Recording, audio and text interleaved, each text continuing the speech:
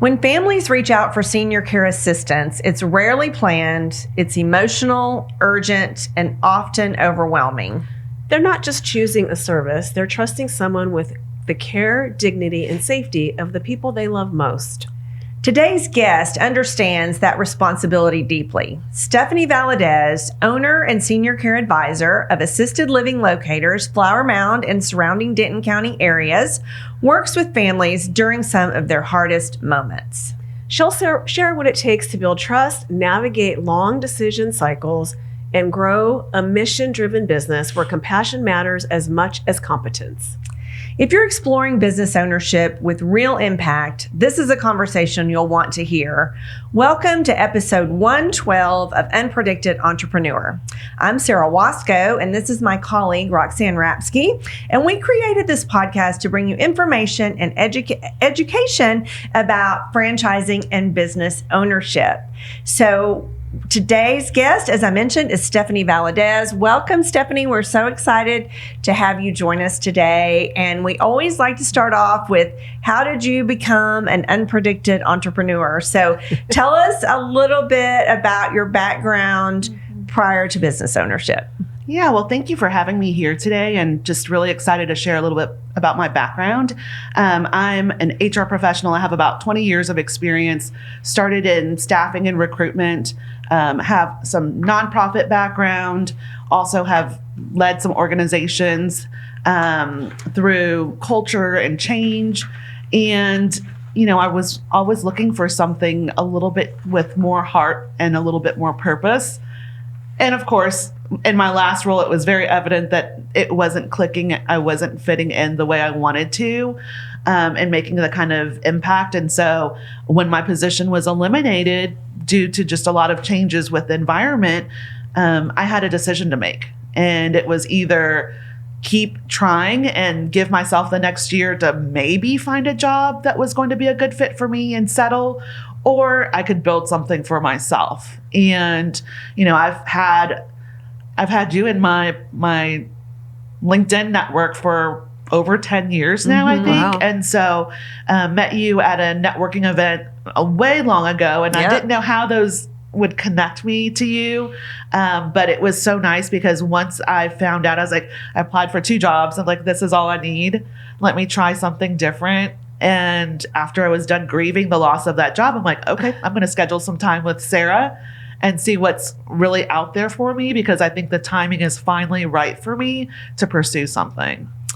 Well, I'm glad you brought up timing, because I know we had actually potentially or thought about working together a couple years ago, and then you felt like the timing wasn't quite right. And so then things, as you explained, kind of evolved, and you said, okay, I feel like I'm ready. We always want people to know also that part of the process of working with us is deciding if you're ready, and they may decide they're not ready. I think deep down you had really kind of come to the realization that going back to corporate wasn't going to be your next path. Is that true? You'd pretty much decided. I mean, I think I spent maybe 2 weeks grieving, spending time with my kids, because it was, you know, the end of school activities and stuff. I didn't want to miss out on that.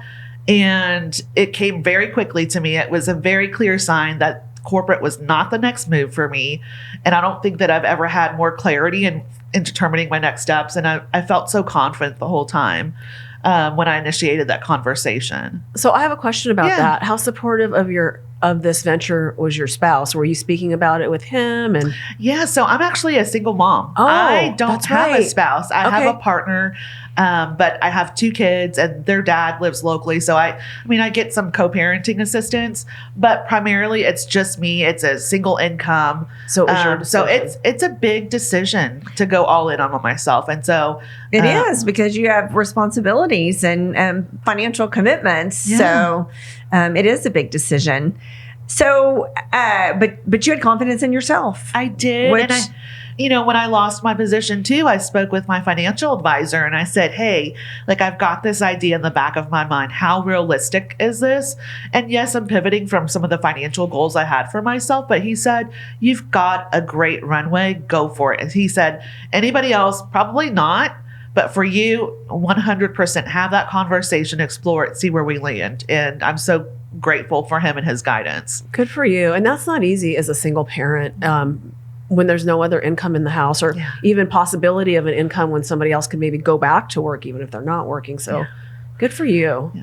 And I'm glad you brought up consulting your financial advisor and making sure that this makes sense. We always advise people to reach out and have those conversations with experts in their field, especially financially. And there are various ways to go about funding. I know you also had support of your family. Your parents were very supportive, which is also super important. And so let's talk a little bit about your franchise due diligence journey. We met and dug deeper kind of into your goals and expectations for business. And you looked at a few opportunities. So tell us a little bit about that process and how you ended up choosing assisted living locators, and tell us a little bit about your business as well. So I liken it to speed dating. It's what it feels like. And so I was given a number of brands after I completed an assessment with Sara. And that was really helping gaining clarity what it was that would really get me excited, but also what kind of companies would be the best fit for me just based on my specific goals. And it's so personalized that, whatever I'm exploring, it's not going to matter what somebody else was recommended. And so I had to stay focused on my own specific journey, because people will always have their things to say about, oh, well, I don't know about that business. And then you start doubting yourself. And so it was funny because Sara sent me some sort of email. I think it was an email that said, it's great to have people around you, but don't take into consideration what they're saying too heavily, because you know what it is that you are needing from this business. I was like, oh, it's like she was in the back of my mind and she knew exactly what I needed to hear at that moment. But it was, a lot of conversations with the franchisor, with their leadership. I think my favorite part was actually the validation calls with different owners, getting just really specific about what it was that I was targeting.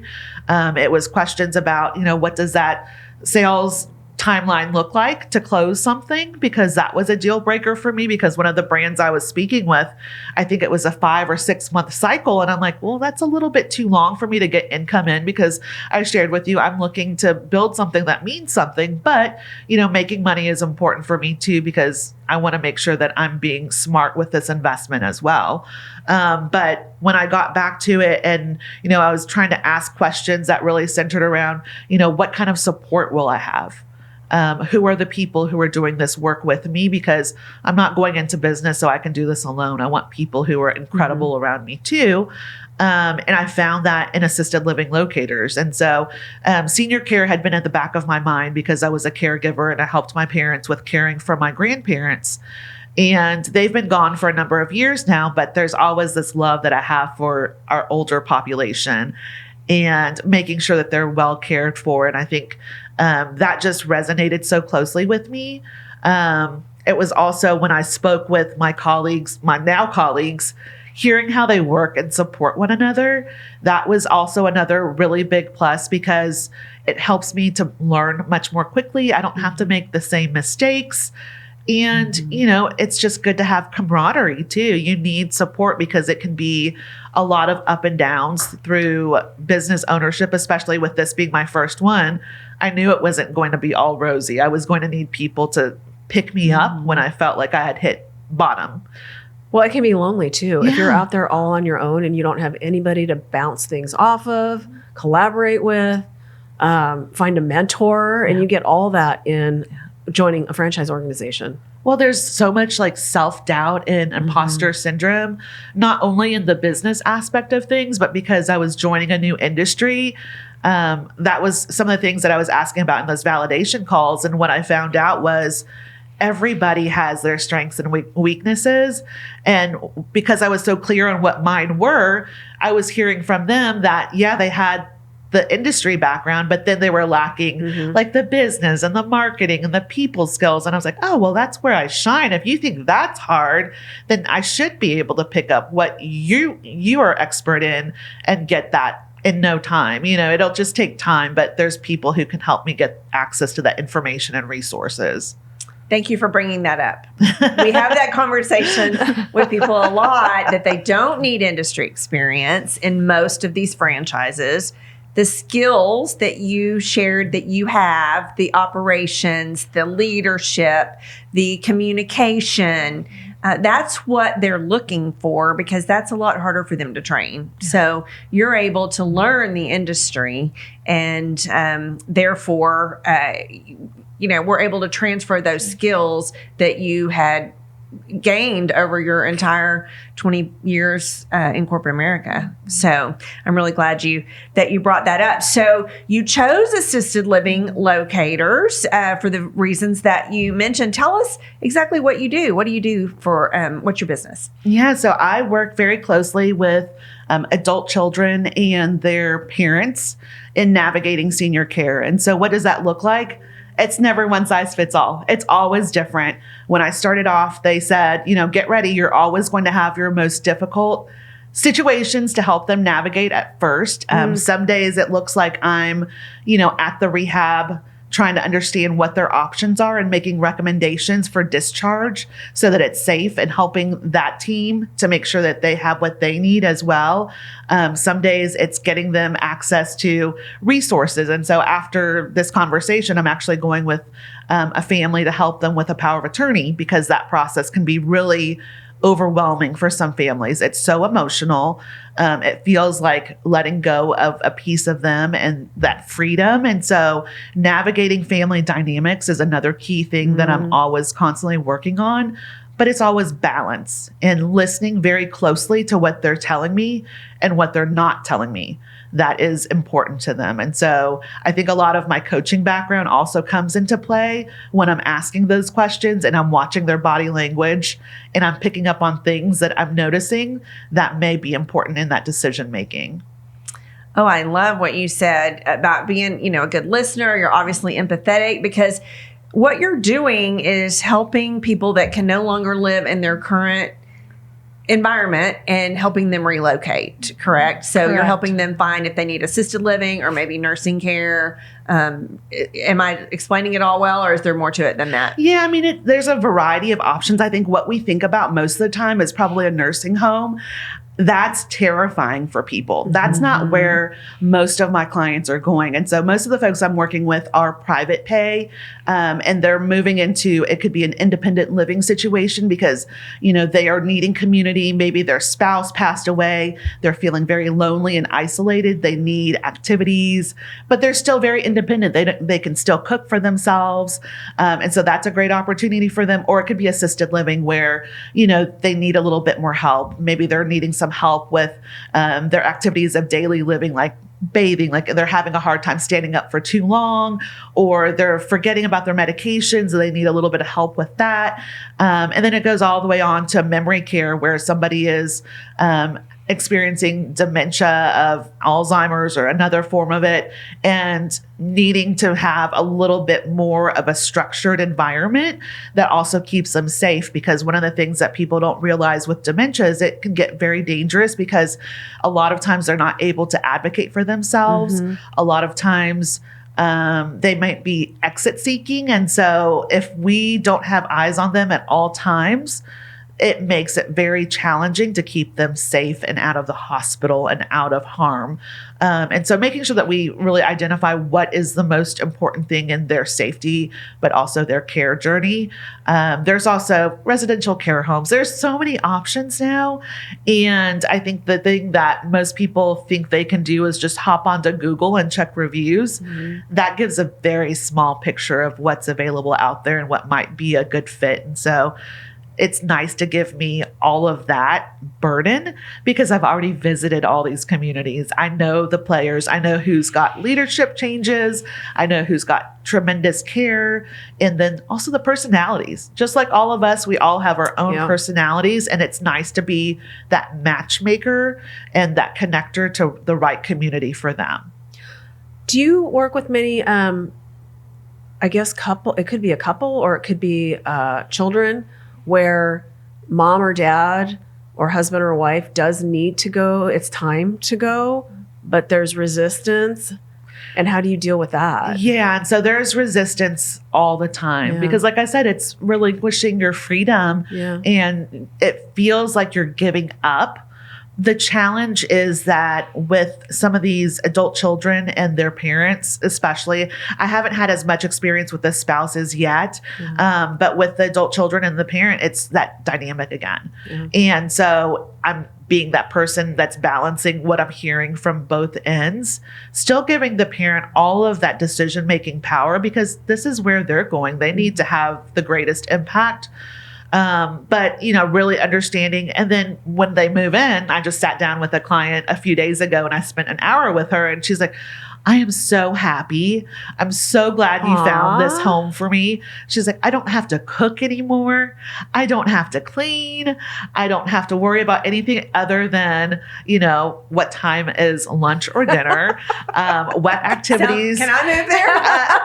I've already I have my eye on where I might go myself because they've got everything. And then the other thing that a lot of our older adults are challenged with is that they can't provide their own transportation anymore. Yes. And so a lot of these communities have transportation to get them, from point A to point B, especially for medical appointments or activities. And so it's nice to have community and not be alone in a home isolated. And I think that extends their life. It does. Also, to keep them engaged and communicating and that sort of thing. So one thing important to note also is that your services are paid by the living facility. So the clients are not paying you a fee for what you do. So that's really similar to what Roxanne and I do, where we are also, obviously paid by the franchisors. So you launched in August. It sounds like you've been rocking and rolling. I know you said you've never done as much networking in your life as you've done. So tell us a little bit maybe about just what it's been like over the last, 5 months, 6 months, and maybe some of what you've learned and some of your challenges. Yeah. So one of the things I loved about assisted living locators was I spent a week of in-person training in August. Do not recommend the heat at that time, but the in-person connection was so important for me to learn. But I came back from that week and on day 2, I was already at a networking event. Good girl. I walked in and I looked around and like, oh my gosh. I was like, what did I do to myself? But it was fine. I turned out, some of those people that I met at that very first networking event were great advocates for me. They made introductions to other people that I should know. I think that, when you are a business owner, you can't rely on the franchisor's support for marketing and communications. You are the brand. Yep. And you have to be very comfortable with selling. And it starts with selling of yourself and your abilities and your ability to connect to. And so that was something I think that really helped me after I got through that first one. I had a little bit of heartburn, but after that, it just has become a lot more natural. Something I've told my friends and family is that, it's seldom that I walk into an industry event now where I look around and I don't know a single person. Oh, good. There are lots of friendly faces in the room now. I've got partners who are reaching out to me and inviting me to collaborate for co-marketing opportunities, which I think is really a testament to the work that I've really been doing over the past few months, and really prioritizing connections and relationships much deeper than just the surface level stuff, but also showing that I do truly care about my clients and their families. I don't just work with them through that placement. It goes on beyond that. I spend hours with them sometimes if they just need somebody to listen to all of their stories.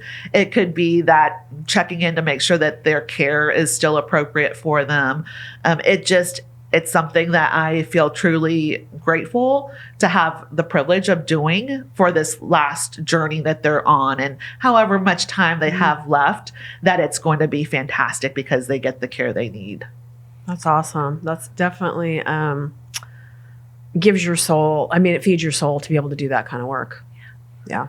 Very much so. And we talk a lot about your why, and you have a big why, and you might have selected this from a list, but I'm always just kind of curious because I think a lot of times people end up moving forward with a business that they're surprised that they move forward with and maybe would not have selected it from a list.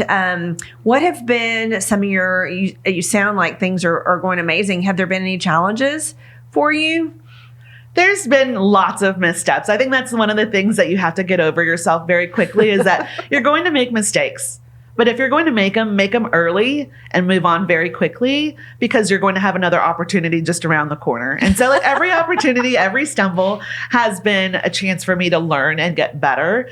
And I think about some of the things that I did when I first started in that first month. And I really thought I was doing the right thing, or I was, doing it in the best way possible, or possibly even overthinking things and going slower than I really needed to. I don't need to have all the information. I move forward with the information I have at that time, and I do the best that I can. Neither one of us can relate to that at all. You do the best you can. I mean, you're going to make mistakes. I'm 13 years in. She's 18 years in. I mean, you're still going to make mistakes because things are going to evolve and change. But I love how you're saying you just move on, give yourself grace. That's how you learn, and don't be afraid to get in there and try and do things. If someone is watching this podcast, listening to this podcast, and thinking, "Oh man, she's so courageous and got out there and did that. I don't know if I can do that." Do you have a tip or words of advice for them if they're considering entrepreneurship? I think you have to get really clear about who you are and what it is that you want. And once you've got that, like it gives you the ammunition to go and charge forward and do the things that it is that you want to do. For me, I constantly am grounding myself in my why. That is so incredibly important because I think about my kids in the back of my mind, like every single time. I think about my parents when they're beaming and, telling all their friends about my new business. There's just so many things that you have to get very clear on and be honest with yourself to move forward because you don't want to have that regret. I see myself in it for 10 years, maybe more. When I walk into a room, people are like, "How long have you been doing this for?" And I'm like, "Oh, it's only been a few months." And they're like, "It feels like a lot longer than that." And I also had one of my colleagues, she pulled me aside and she's like, "You are just glowing, like you are just light." And then that's when you know that you're in the right place and you're getting all these signs and also the affirmations from other people. It's incredibly rewarding, but it wasn't easy to get there. It never is. And, going back to saying that you were, the mistakes that you made, this whole process of starting a business and going to training, it's like drinking through a fire hose. It's just a lot of information, even if you have industry experience, because it's different. It's different than the way you've ever done it before. But one of the things you said on our call when we were prepping that I loved is that you've done more than you thought you were capable of. So, and that's just so, like, for you to be able to look back and even with all that fear and all the doubt, you've done way better than you thought you could. And that's amazing. I 100% I'm so excited about what this year will look like for me. But, you are so capable of whatever it is that you choose to do. We never give ourselves enough credit. One of my coaches, she said, "What would you accomplish if everything came easily?" Right. There were no roadblocks. And that visualization, it gives you so much energy to move forward because, we are so in our head all the time about all these things. Give yourself the benefit of a doubt. If you have the passion for it, you will be successful because you're going to use all the resources you have at hand to be able to go for it. You'll figure it out. Yeah. You will. We are smart people. That is great advice. And I think sometimes the biggest roadblock is ourselves. Yeah. And so thank you for helping instill confidence in people that really are maybe doubting themselves. So, Stephanie, if someone's listening and has a loved one that may need to relocate, how would they get a hold of you? So the best way is either through my website or through calling me or texting me or emailing me, however you need to find me. My phone number is 469-447-8309. And I usually get back to people very quickly. And so whenever you need me, whenever at your pace, I'm not going to be the person that's going to constantly follow up and attack you with calls. But when you call me on Christmas Day or whatever, I will be the one to pick up. There is, no off days for me because this is a nonstop business. I'm going to be there for you and your family and your loved ones in their most vulnerable moments when it matters the most. That's wonderful. And as we said in the intro, sometimes these things are urgent. There's not a lot of time to get from point A to point B when people need to relocate. So that's a true gift and a true blessing for those families. Absolutely. So thank you so much for what you do. Thank you for coming on and sharing your story with us. I know you have a busy day lined up, so we appreciate you. And for those of you listening, thank you for joining us today. I'm Roxanne Rapske, and this is Sara Waskow. If you'd like to learn more about franchising or connect with us, please see the links in the description below. Bye-bye. Bye.